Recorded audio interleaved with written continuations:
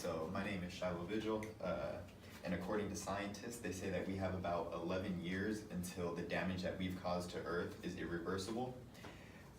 If we don't make changes to the Earth and the way that we live our daily lives, it'll eventually become inhabitable to humans. We won't be able to live here anymore, and I believe this is something that everyone should be educated about because it's something that's going to affect all of us if we don't make change.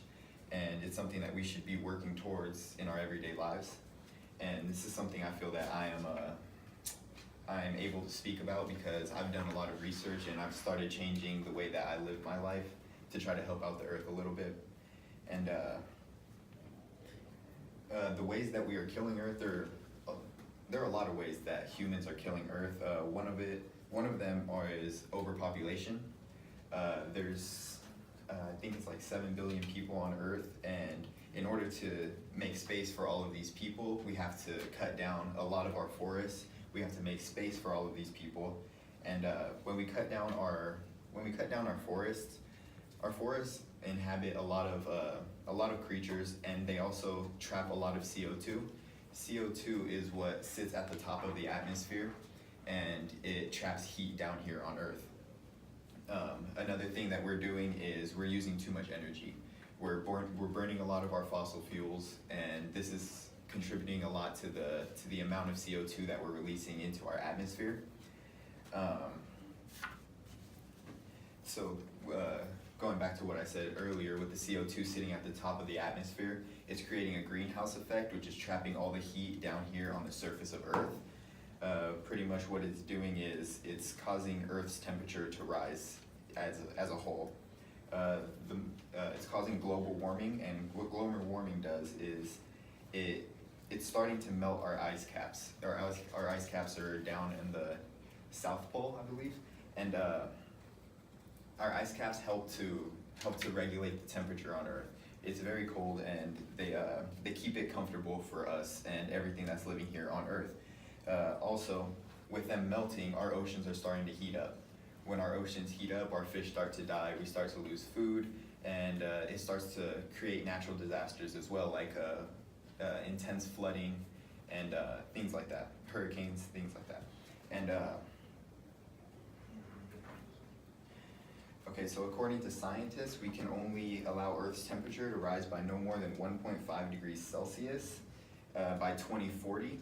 So we need to keep that in mind, that we can't let it rise too much, or else the damage that will be done by just the temperatures rising will be irreversible, and we'll pretty much be doomed. If we don't succeed, natural disasters will be common.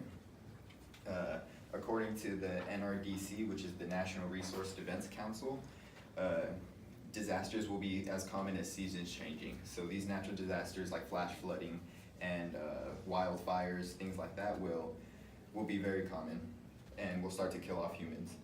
We will experience uncontrolled wildfires and extreme flooding. Extreme flooding is going to be one of the causes of food shortages.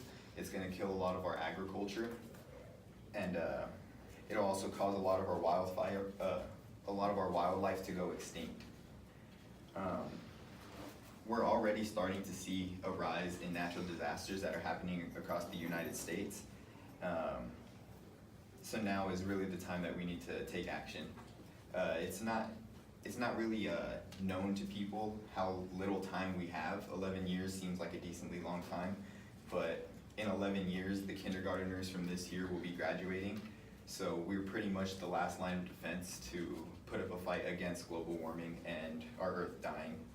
A few things that we can do to try to help the Earth is take shorter showers. The average shower head releases 2.5 gallons of water per minute. So if you take a 30-minute shower, you're using 75 gallons of water. So if you just shorten your showers, you're saving a lot of water. Another thing you could do is, if you see trash on the floor, just pick it up, dispose of it properly, so it gets to go where it needs to go to be destroyed properly, instead of ending up in our oceans and lakes and things like that. You could also use energy-saving light bulbs and less light bulbs. I know a lot of females like to use a lot of light bulbs in their restroom for their mirror selfies and things like that. If you just go outside, the lighting is a lot better, I promise. You could also buy a hydro flask. 38 billion plastic water bottles end up in landfills every year in the United States.